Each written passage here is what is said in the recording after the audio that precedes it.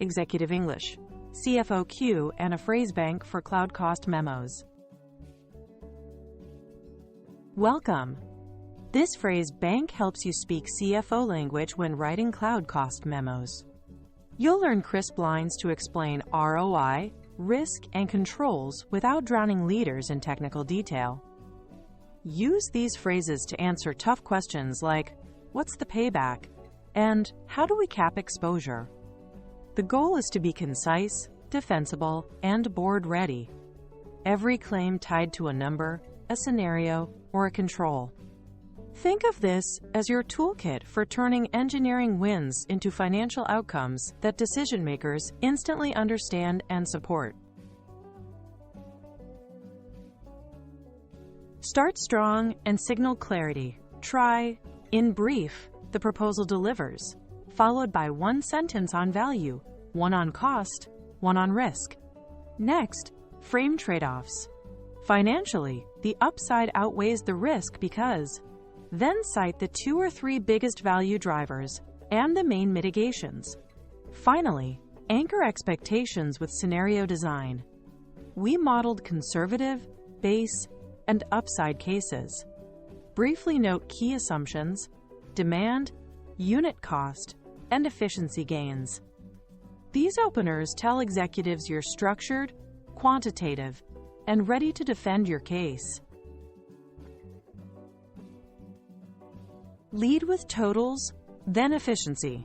Use total cost of ownership over 3 years is, and list cloud spend, migration effort, tools, and people. Follow with outcomes.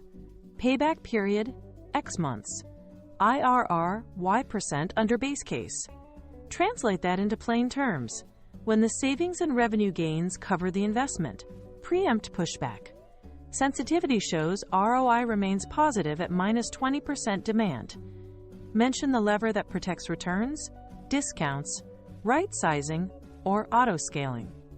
This trio proves you know the bill, the benefit, and the resilience of the math.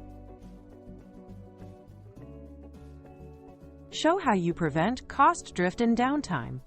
Use, we cap exposure via reserved capacity and budgets. That means negotiated rates, plus spend guardrails and alerts. Provide exit options. Exit paths include repatriation and multi-cloud failover. Translate.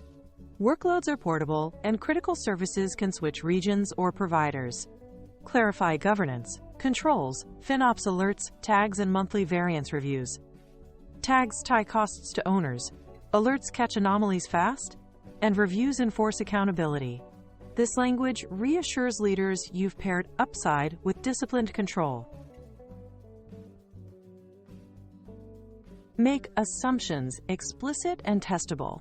Start with key drivers, usage growth, unit pricing, discounts. Define each with measurable inputs. Then show credibility. Assumptions validated with vendor quotes and benchmarks. Cite named quotes, historic usage, and peer data. Close the loop with a rule of thumb. If driver shifts by plus or minus 10%, cost moves by %. That elasticity tells executives where volatility lives and how much it matters. When you quantify sensitivities, you invite informed decisions instead of debate about unknowns. Frame negotiations as value protection. Say, committed use discounts lower unit rate by X%.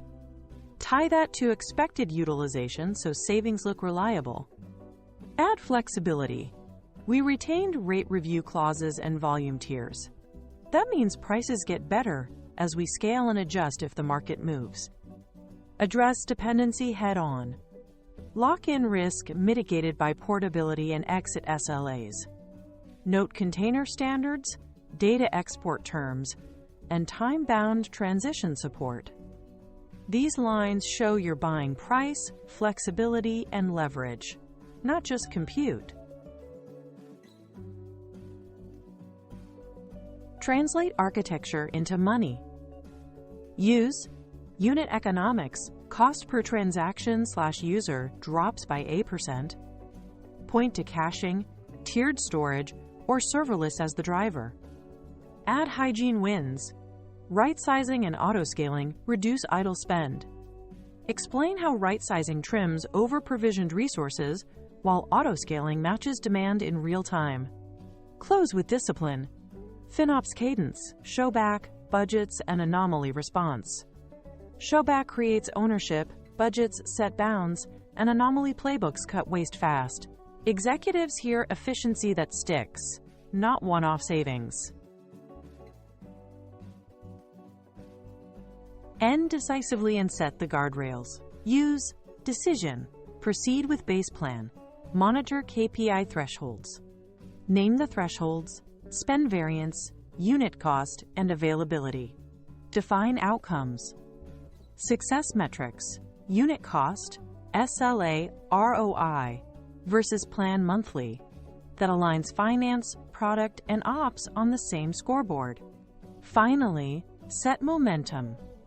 Next step, contract finalization and 90-day review.